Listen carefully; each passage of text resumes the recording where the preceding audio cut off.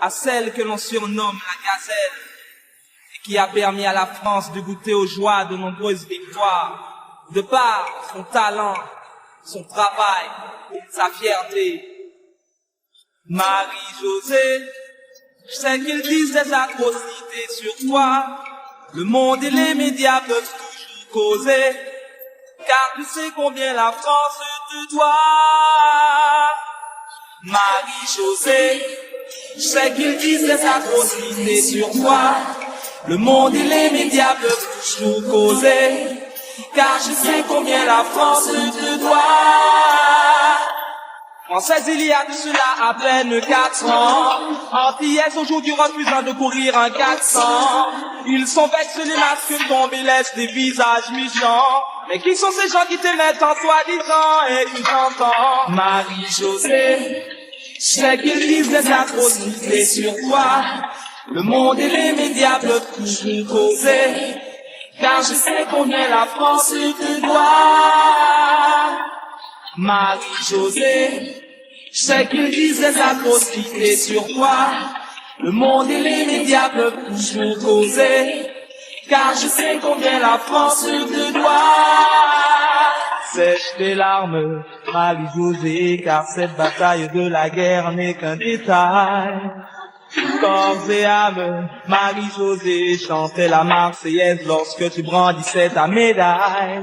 Il faut faire semblant de mourir histoire de voir qui est le premier qui t'enterre et qui seront les seuls à courir te porter des fleurs, puisqu'elle t'en veut la terre tout entière. Marie-Josée, je sais qu'ils disent des atrocités sur toi, le monde et les médias peuvent toujours causer, car je sais combien la France te doit. Marie-Josée, je sais qu'ils disent des atrocités sur toi, le monde et les médias peuvent toujours causer, car je sais combien la France te doit. Mesdames et messieurs, bonsoir. Nous nous retrouvons sur la RPC Radio Passion Culturelle pour l'émission L'écho des femmes.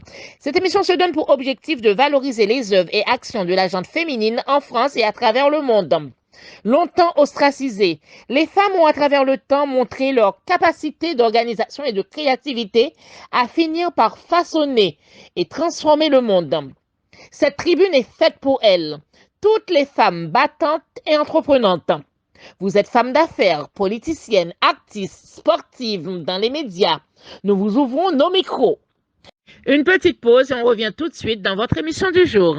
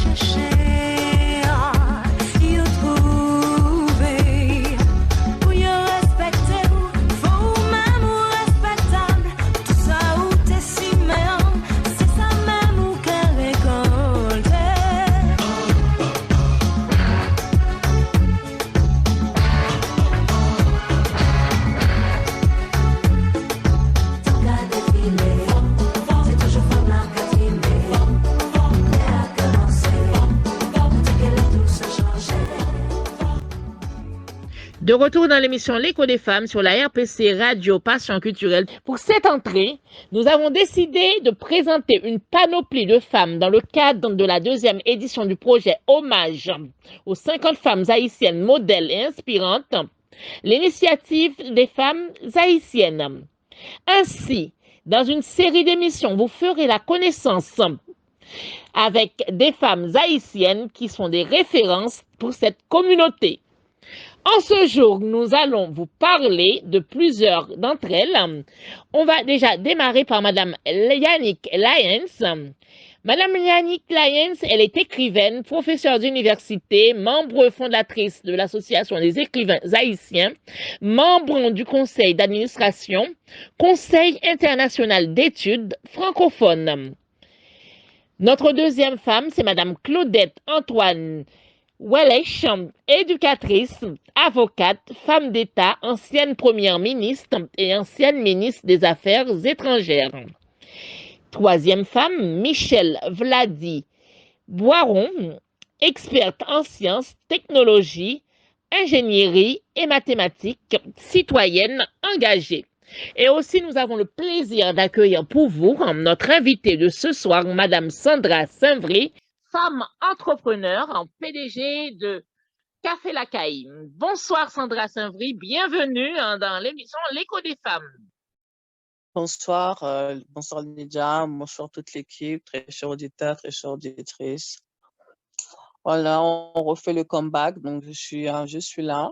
Bonsoir Sandra, bienvenue dans l'émission L'écho des femmes sur la RPC Radio Passion Culturelle. Vous êtes femme entrepreneur, vous êtes la PDG de Café Lacaille. Est-ce que vous pouvez compléter cette présentation? Bonsoir à tous, bonsoir Lydia, bonsoir toute l'équipe de la RPC également, très chers auditeurs, très chères auditrices. Donc, je suis très contente d'être là parmi vous. Oui, effectivement, je suis femme entrepreneur, femme inspirante. Donc, je suis la fondatrice de la marque Café Lacaille, qui permet justement de valoriser les produits haïtiens. Et notre objectif aussi, c'est de les faire connaître dans le monde entier, à ce qu'on voit Haïti différemment à travers la marque Café Lacaille. Donc, si je parle de la marque Café Lacaille, il faut savoir que c'est une petite structure avec laquelle on travaille en Haïti actuellement avec les ouvriers. Donc, c'est vrai qu'en ce moment, c'est un tout petit peu difficile suite à la conjoncture du séisme. Mais avec toute l'équipe, on continue à faire des efforts pour commercialiser le produit, pour le vendre et surtout aider les planteurs haïtiens, aider les agriculteurs haïtiens, parce que c'est notre objectif. Très bien, Sandra. On va revenir sur Café Lacaille tout à l'heure, mais avant de continuer sur la société Café Lacaille, on va parler tout de suite de la première édition de la cérémonie d'hommage à des femmes haïtiennes modèles et inspirantes. Quelles ont été vos impressions après votre participation à la première édition à la cérémonie d'hommage à des femmes haïtiennes modèles et inspirantes? Est-ce que vous pouvez nous parler de cette expérience? Alors, pour moi, c'était une très, très belle expérience. Donc, j'ai été sollicitée par Madame Eunice Saint-Cyr et toute son équipe pour faire partie de la première édition des 50 femmes haïtiennes modèles inspirantes. Donc, mon premier contact avec Madame Eunice Saint-Cyr était vraiment bien, super. Il y a eu tout de suite une connexion. Donc, elle m'a expliqué le projet. En fait, c'était de rendre hommage aux femmes haïtiennes qui travaillent, qui sont des femmes vaillantes, qui sont volontaires, qui essayent de développer le pays, ou sinon, qu'ils ont que ce soit un côté artistique ou entreprise. Donc, elle valorise toutes ces femmes-là. Donc, suite à cette édition-là, on a pu faire une biographie. Certaines, pratiquement toutes les femmes ont reçu un trophée, plus le livre, le premier livre qui est sorti justement en vente en signature pour aider aussi les jeunes femmes en Haïti à s'émanciper, également à ouvrir encore d'autres entreprises, d'autres structures, parce que je pense que la première cérémonie d'hommage était voie à tout ça, justement pour inspirer et honorer toutes ces femmes-là dont j'ai participé. Donc, personnellement, moi, j'ai eu un bon retour, j'ai bien apprécié. C'est à refaire, je le referai encore. Ça permet vraiment d'aider les femmes haïtiennes qui sont en Haïti, et également et inspirer, les autres femmes à l'international, parce qu'il y a des femmes aussi qui souhaitent investir en Haïti, mais qui ne sait pas forcément comment le faire, comment ça se passe. Surtout, c'est vrai qu'au jour d'aujourd'hui, c'est un petit peu compliqué vu la conjoncture, actuelle, mais la 1re édition, elle était vraiment super. Donc pour moi, j'ai eu que des bonnes impressions, c'était une bonne équipe, donc ça s'est super bien passé. Très bien. Vous savez qu'il y a une deuxième édition bientôt qui se prépare. Oui, bien sûr, il y a une 2e édition qui se prépare actuellement, toujours avec, la même équipe, et je sais que ça sera un carton. Très bien, Sandra. Là, on va parler de Café Lacaille. Parlez-nous un petit peu de votre parcours et quelles ont été vos motivations à créer Café Lacaille. Alors, mon parcours, j'ai un parcours, bac+3 avec, différents diplômes que j'ai pu faire, pour pouvoir atteindre mes objectifs. Donc j'ai fait plusieurs formations, pour pouvoir, avancer dans mon projet professionnel. Ensuite, on a créé la marque Café Lacaille en 2013. Donc café, on l'a écrit en français, l'acai en créole pour faire un mix, que je suis franco-haïtienne, justement pour, mettre les 2 aspects entre gastronomie, française et haïtienne.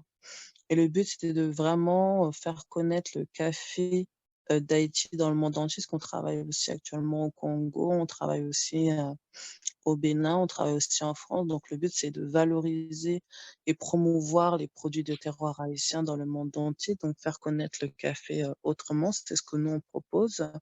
La marque Café Lacaille, elle s'est créée, beaucoup autour de ma famille, donc c'est-à-dire autour de ma grand-mère, lors des derniers voyages quand j'avais effectué quand j'étais plus jeune, parce que grand-mère, préparait vraiment tous les cafés, tous les matins de manière conviviale. Donc c'est vrai qu'on a Ça, le petit investi en café, eh bien oui, le petit café de chez nous, le petit café voilà, noir. des nous noirs, avec le pain d'Haïti, les petits pains chauds. Donc après, c'est vrai qu'en France, il y a, des gros consommateurs de café qui prennent 2 à 3 ou 4 cafés par jour. Ça dépend des journées, des salariés ou des personnes tout simplement qui sont amateurs de café. Et notre objectif, c'était ça, c'était de créer cette marque justement, plus aussi pour aider les agriculteurs haïtiens, parce qu'on a beaucoup de terres en Haïti qui sont pas, exploitées. C'est-à-dire, c'est pas qu'elles sont pas cultivables ou autres, mais manque de matériel, par faute de matériel, les terres sont pratiquement abandonnées. Donc du coup, nous, on a voulu, faire les choses autrement. Voilà. Très bien. Quelles sont les difficultés que vous avez rencontrées dans votre carrière de femme d'affaires? Les difficultés, j'en ai rencontré plein, faire connaître la marque, ça a été une difficulté, le faire déguster à des personnes étrangères qui connaissaient pas d'où ça vient, qu'est-ce que c'est, ça a été une difficulté. Sachant qu'il y a beaucoup de concurrents, il y a le café brésilien, il y a le café à Nespresso que tout le monde connaît. Donc nous, on était un petit café, un café de niche qu'on essayait de démarrer. Donc déjà, dans un premier temps, faire déguster le café, il y en a, ils disaient: «Ah, c'est bon, mais voilà, c'est juste le café d'Haïti», donc il fallait travailler la marque, travailler la connotation de la marque, travailler aussi l'attachement à cette marque pour que les clients puissent acheter de manière régulière. On a aussi des difficultés qu'on a eues, surtout aussi en Haïti au niveau du transport. Et là encore, au jour d'aujourd'hui, avec le séisme, c'est pas évident. Je pense que la plupart de la communauté, surtout ceux qui font du business en Haïti ou ceux qui essayent de faire des activités, en ce moment, c'est un peu compliqué parce qu'avec le séisme, certaines choses sont fermées. On peut pas s'y rendre, comme avant avec tout ce qui se passe. Donc c'est vrai qu'en ce moment, la conjoncture ne permet pas aussi de faire ce qu'on voudrait faire au niveau d'Haïti. C'est-à-dire si on veut s'élargir, s'épanouir, c'est un petit peu compliqué en ce moment avec tout ce qui se passe. C'est très compliqué. Haïti est un pays confronté à plusieurs difficultés sociales et même sécuritaires. Comment vivez-vous cela au niveau du business? Récemment, moi, j'étais en Haïti pour aller voir, ma famille également, ce qui se passe. C'est vrai que c'était pas évident, on pouvait pas passer par la route, de Martissan. Il fallait prendre un petit avion pour y aller, pour faire Port-au-Prince, Port-au-Prince-Locail. donc juste avant qu'il y ait le séisme, donc c'était toute une organisation et c'est vrai qu'en ce moment, les compagnies internationales profitent aussi de cette situation pour nous faire, un ticket à 202 $ pour, 30 minutes à 40 minutes de vol. Moi, je trouve ça vraiment cher, vraiment exorbitant. Donc on a bon, après c'est vrai que la diaspora a fait avec, mais j'aimerais bien que la diaspora s'unisse justement pour faire, d'autres choses, des choses cohérentes et qu'on a des prix assez intéressants pour toute la diaspora et également la population, parce qu'on a aussi de la population qui vit en Haïti, qui va à Saint-Domingue ou qui va au Cap aussi par avion et c'est vrai, payer, bon, je dirais pas que c'est dérisoire, mais pour quelqu'un qui habite en Haïti avec les prix qui est toujours en flambée, en hausse, payer tout ce prix-là pour un petit billet, pour un déplacement de même pas 30 minutes, je trouve que ça, c'est vraiment cher. Au niveau de la sécurité, ben, toute la diaspora, également le peuple, est soumis aux mêmes conditions. Donc moi, récemment, quand j'ai été, c'était pas, voilà quoi, c'était pas Haïti que je connais, c'était une autre Haïti. Mhm. Je vais pas dire réellement en zone de guerre, mais voilà quoi, j'ai jamais vu ça de toute ma vie quoi. Voilà, c'est pas Haïti que je connais, c'est pas Haïti avec la paix, c'est pas Haïti avec la joie, c'est pas Haïti en dansant, voilà. Vraiment différent. Voilà, c'est une zone occupée, par certaines personnes. On ne sait pas pourquoi, on ne sait pas comment, voilà, certaines personnes n'ont pas vraiment l'amour du pays. Ça profite pour mettre un déséquilibre qui se fait également en interne, en externe. C'est vraiment incompréhensible. On peut pas, voilà, comme on dit en créole, ne pas qu'à fonctionner d'un pays à ni en extérieur, donc tout le monde paie. Voilà quoi, le but, c'est créer la peur pour qu'on se divise encore, pour qu'on ralentisse encore les constructions d'Haïti, alors que c'est le moment de s'unir, de mettre des projets pour sortir Haïti de cet embargo, quoi. Parce que les problèmes d'Haïti, c'est plus, enfin, c'est vrai qu'il y a des étrangers aussi qui comprennent, mais pour l'instant, c'est les Haïtiens qui subissent. Donc après, je trouve ça vraiment pas normal, en fait. C'est vraiment compliqué. C'est vraiment compliqué. C'est compliqué, hein. Mais quelles sont vos ambitions pour la diaspora haïtienne en Europe? Bon, moi, mes ambitions, diaspora haïtienne, on est en 2021, dans 4 mois, on passe en 2022. J'aimerais vraiment que les Haïtiens se mettent ensemble pour créer des business ensemble, parce que la communauté haïtienne n'a pas l'habitude de travailler ensemble. Quand on regarde la communauté chinoise, elle travaille ensemble, ils ont des quartiers d'affaires, par exemple à Belleville. Les Haïtiens n'ont pas de quartier d'affaires en France pour l'instant. On sait que Miami, ils ont un quartier d'affaires. On sait que dans différents pays, à New York aussi, les Haïtiens ont des quartiers d'affaires ou des espaces où ils se retrouvent avec des longues lignées de restaurants ou de buildings, ce genre de choses.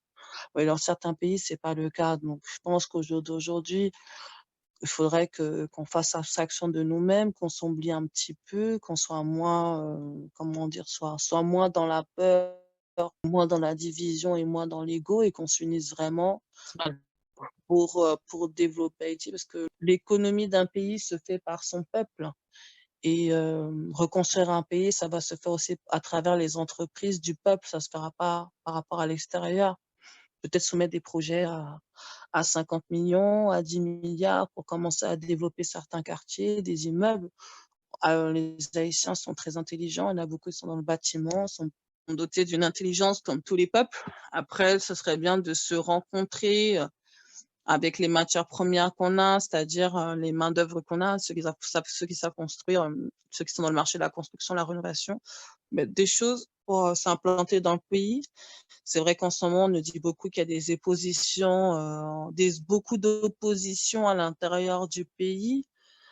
Mais moi, je dis que rien n'est impossible à celui qui croit. Si on peut d'abord se réunir pour développer des business, pour développer notre pays, parce que je trouve ça vraiment agaçant de voir la première terre noire d'Haïti qui a été libre, qui a sorti d'autres pays dans l'esclavage et nous, on est là, on n'est même pas capable de se reconstruire soi par soi-même ou de s'unir pour faire des projets sur le long terme avec 50 à 20 personnes. Donc j'aimerais vraiment qu'à ce niveau-là change. Après, c'est vrai au niveau de la sécurité d'Haïti, on a toujours des étrangers qui viennent faire n'importe quoi aussi et qu'on les laisse faire forcément le pays va pas avancer. Il serait temps qu'on respecte Haïti. Je pense pas que c'est les Haïtiens qui respectent pas Haïti, ni la diaspora. Il y a des choses qui se font en interne, malheureusement. La diaspora haïtienne qui fait des transferts pour aider leurs familles n'ont pas la main dessus, mais je pense qu'il est temps de créer des cellules, de s'allier avec des forces. Quand j'ai des forces, forces au niveau des constructions pour créer la nouvelle Haïti que tout le monde attend, parce qu'on a quand même une génération qui vient après nous. On a une forte génération, une forte jeunesse aussi qui vient après nous, qui est là.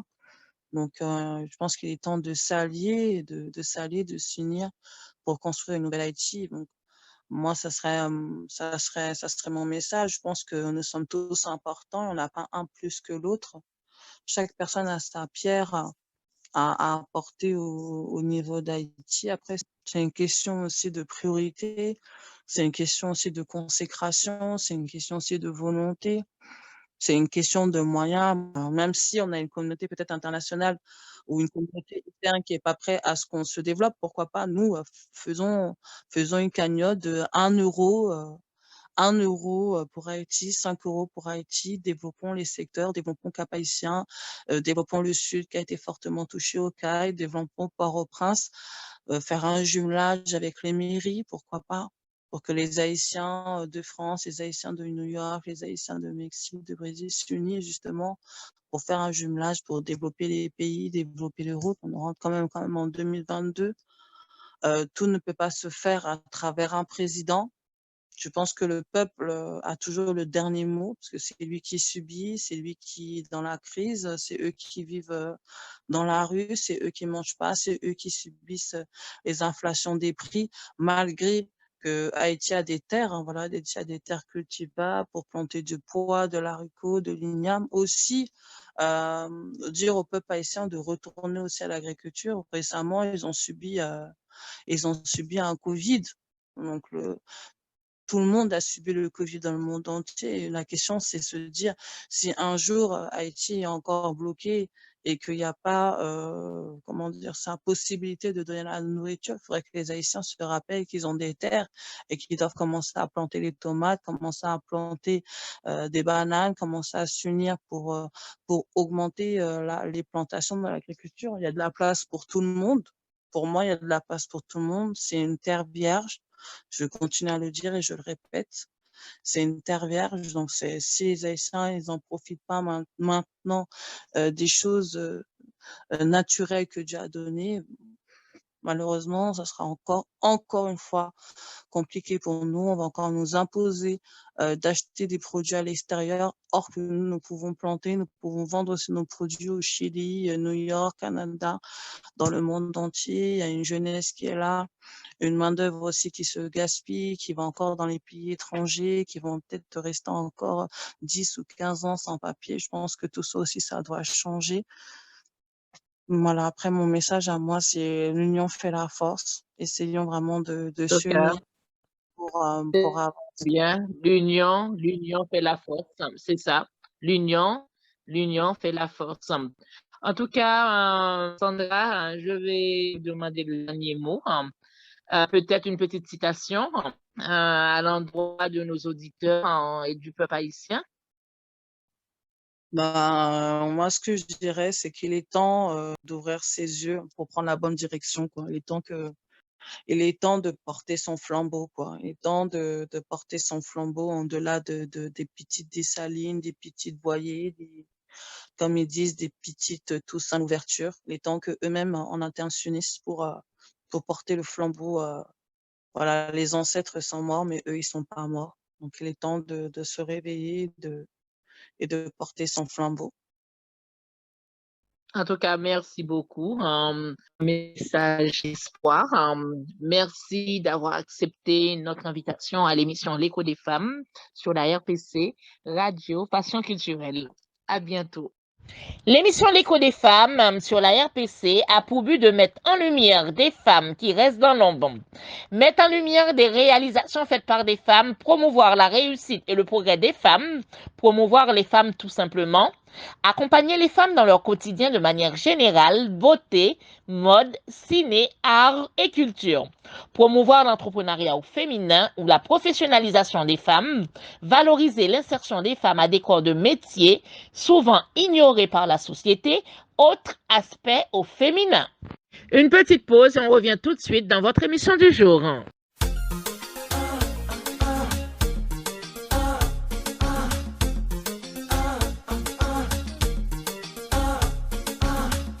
Dans l'émission L'écho des femmes sur la RPC Radio Passion Culturelle. Tout de suite, je vais vous parler de la première femme. Il s'agit de Madame Yannick Lyons, écrivaine, professeure d'université, membre fondateur de l'Association des écrivains haïtiens, membre du conseil d'administration, Conseil international d'études francophones.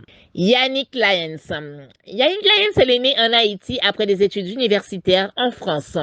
Elle retourne en Haïti pour enseigner la littérature à l'université. Elle devient ensuite présentatrice d'une émission culturelle à Radio Haïti Inter. Elle a été membre du comité de rédaction de la revue haïtiano-caribéenne Chemin critique et ex-membre du comité de rédaction de la revue franco-haïtienne Conjonction. Elle est aussi membre du conseil d'administration du Congrès international des études francophones, organisme nord-américain regroupant les professeurs d'études francophones des universités des États-Unis et du monde entier. Elle a aussi été chef de cabinet du ministre de la Culture, Raoul Peck, puis directrice exécutive du projet La Route de l'Esclave, projet de l'UNESCO. Yannick Lyons fut la personnalité invitée en mai 2010 à poser la première pierre du premier mémorial de l'esclavage en France, dans la ville de Nantes. Elle est membre du conseil d'administration de l'université Quisqueya. Elle a été entre 2018 et 2019 la première titulaire de la chaire Montre francophone au Collège de France. Elle est membre du premier conseil d'administration de la Fondation pour la mémoire de l'esclavage en France. Aujourd'hui, elle écrit, accompagne et appuie des initiatives de jeunes comme l'association Araka-Signé dans le domaine culturel, littéraire et social. Elle a fondé l'association ISMA, initiative Santé mentale Haïti, qui travaille à la sensibilisation autour de la santé mentale et à une amélioration de la situation de ceux et celles qui sont en souffrance. Femme dynamique et inspirante, Yannick Lyons a publié les articles sur la littérature haïtienne et les liens entre littérature et société dans des revues haïtiennes et étrangères. Un essai entre l'ancrage et la fuite, l'écrivain haïtien, des recueils de nouvelles, Tante Résia et les dieux, la petite corruption, la folie était venue avec la pluie, un récit faille et des romans dans la maison du père, la couleur de l'aube, Guillaume et Nathalie, Bain de lune et Douce déroute, pour lesquels elle a obtenu plusieurs prix, dont le Libérateur Prize pour dans la maison du père, le prix France Télévisions, le prix Richelieu pour La couleur de l'aube, le prix d'excellence du Haitian Studies Association pour ses œuvres et son engagement, le prix Carbet des lycéens pour Guillaume et Nathalie et le prix Femina pour Bain de lune en 2014. Elle reçoit en octobre 2020 le prix Carbet pour l'ensemble de son œuvre. Elle a publié Urgence d'écrire, Rêve d'habiter, sa leçon inaugurale au Collège de France. Ses œuvres sont traduites en anglais, en espagnol, en brésilien, en catalan, en italien, en japonais, en polonais et en allemand. Des traductions sont en cours en norvégien et en espagnol. Elle a reçu de nombreuses distinctions d'institutions haïtiennes et internationales et est officier des arts et des lettres de la France. La deuxième femme, parmi les 50 femmes haïtiennes modèles inspirantes dans le monde, deuxième édition, Madame Claudette Antoine Ouellet, éducatrice, avocate, femme d'État, ancienne première ministre et ancienne ministre des Affaires étrangères. Elle est née au Cap haïtien où elle a grandi et fait ses études primaires chez les sœurs de Saint-Joseph de Cluny et complété le cycle secondaire au collège Regina Assumpta. À la fin de ses études classiques, elle entreprend des études médicales. Claudette Antoine Ouellet a passé 2 années à la faculté de médecine de Madrid, en Espagne. Puis elle a poursuivi ses études aux États-Unis d'Amérique, où elle a décroché un diplôme en technologie médicale à Philadelphie. Cela lui a permis de travailler comme technicienne de laboratoire à Children's Hospital à Albert Einstein, hôpital en hématologie. Également en chimie dans un laboratoire mis en place par les autorités municipales en vue de s'assurer de la bonne qualité de produits alimentaires consommés par la population. Elle s'installe ensuite en Suisse où son mari poursuit ses études. Elle a travaillé toujours en tant que technicienne de laboratoire, cette fois dans le domaine de la recherche à l'Institut de physiologie de l'Université de Fribourg. À son retour dans sa ville natale en 1973, elle entreprend des études dans le domaine des sciences sociales, études qu'elle a poursuivies à Port-au-Prince. Détentrice d'un diplôme de la faculté de droit et des sciences économiques de Port-au-Prince et plusieurs certificats dans l'éducation non formelle des adultes, Claudette Ouellet a eu une carrière professionnelle ardue, mais dynamique et valorisante. Elle a eu au fil des ans la chance de travailler dans différents domaines et aussi avoir le privilège d'occuper des postes de haute responsabilité, tant en Haïti que dans d'autres pays. Claudette Ouellet a utilisé ses connaissances et expériences dans le cadre d'organisations non gouvernementales, ONG, avant de servir au sein de structures gouvernementales et étatiques en tant que ministre des Affaires sociales et du Travail sous le gouvernement de Mme Herta Pascal Trouillot en 1990, membre du cabinet du Premier ministre René Préval en 1991, ministre des Affaires étrangères et des cultes 1993 à 1995, Premier ministre pendant la période charnière 1995-1996, s'étendant de la fin du premier mandat du président Jean-Bertrand Aristide au début du premier mandat du président René Préval. Les domaines et modes d'intervention des institutions dans lesquelles elle a travaillé sont par conséquent différents. En tant que secrétaire exécutive du Secours catholique, elle a pu offrir de l'aide d'urgence à des personnes victimes de catastrophes naturelles en faisant simplement partie de catégories vulnérables. Comme secrétaire générale de la Caritas nationale d'Haïti, elle a contribué pendant 11 ans à la conception, préparation, rédaction, mise en place, le suivi, l'évaluation et la supervision de projets de développement dont il fallait également s'assurer de l'envoi de rapports financiers et d'activités dans le temps convenu selon les modalités agréées. Pendant 4 ans, en 1984-1987, elle a assuré également la coordination des Caritas de la région Caraïbes comme directrice du Washington Office en Haïti en 1992 et 1993. Elle a travaillé à la collecte d'informations, l'analyse et la diffusion de nouvelles concernant Haïti. C'est à ce poste que s'est faite son initiation au lobbying. Claudette Ouellet a occupé le poste de Premier ministre qu'elle considère comme une lourde responsabilité, mais aussi un privilège en tant que première femme à occuper ce poste. La troisième femme, Madame Michèle Vladi Boiron. Madame Michèle Vladi Boiron, elle est née et élevée à Port-au-Prince en Haïti. Michèle Boiron a obtenu son baccalauréat en section sciences économiques et sociales à Sainte-Thérèse de l'Enfant-Jésus.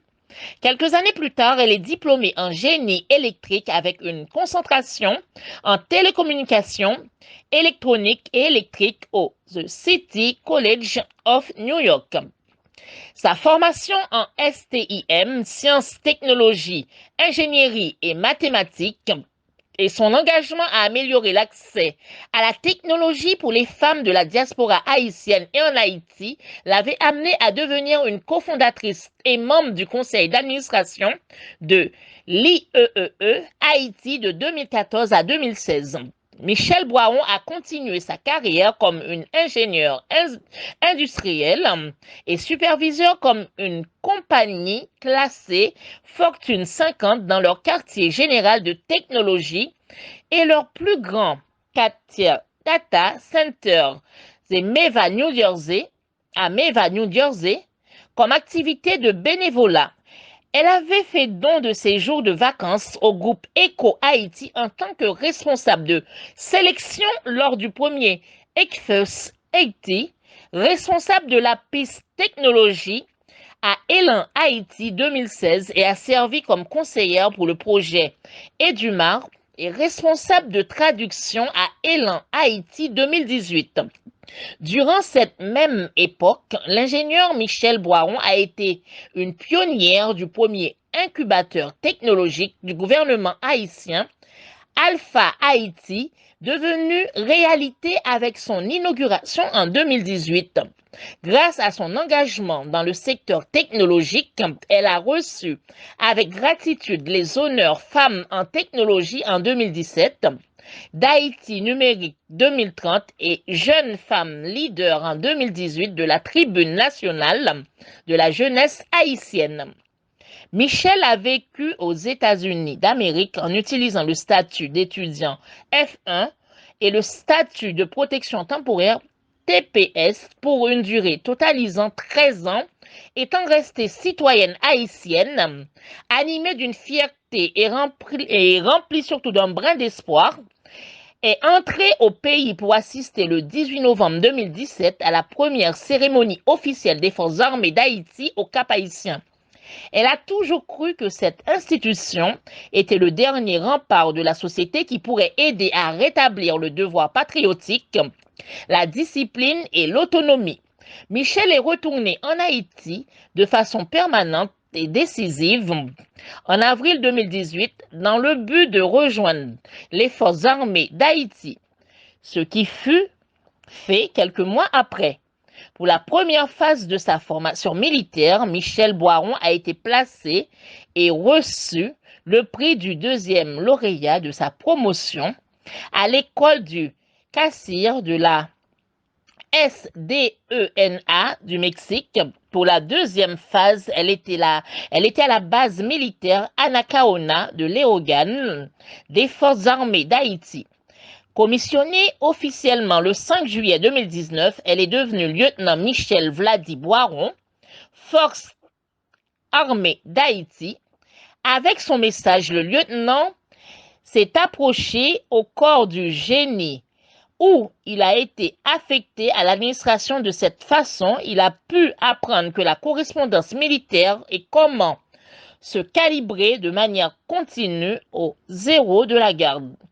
De février jusqu'à septembre 2020, avec autorisation de sa hiérarchie, Michel Vladi Boiron a rejoint l'Électricité d'Haïti, EDH, comme ingénieur de sécurité, de santé et d'environnement pour mettre ses compétences en valeur et mieux apprendre des infrastructures électriques du pays. En mars 2020, à l'occasion de la célébration de la Journée internationale du droit des femmes au Palais national d'Haïti, le lieutenant subventionné a représenté les femmes des Forces armées d'Haïti avec d'autres militaires femmes et de l'Électricité d'Haïti avec d'autres ingénieurs femmes. Jusqu'à date, lieutenant Michel Vladi Boiron, Forces armées d'Haïti reste et demeure un mentor dévoué qui croit qu'Haïti retrouvera sa compétitivité en promouvant le civisme, l'autonomisation économique et l'éducation en STIM chez les jeunes. Il a récemment développé des attirances et intérêts face au monde de la diplomatie et des relations internationales. En attendant, le lieutenant Michel Vladi Boiron, Forces armées d'Haïti, poursuivra les nobles missions qui lui ont été confiées par sa hiérarchie. Nos salutations à tous les membres du mouvement mondial des femmes leaders panafricaines qui écoutent l'émission L'écho des femmes sur la RPC Radio Passion Culturelle aujourd'hui. Nos salutations à tous les auditrices, auditeurs de l'émission L'écho des femmes sur Globe Radio qui nous écoutent aujourd'hui.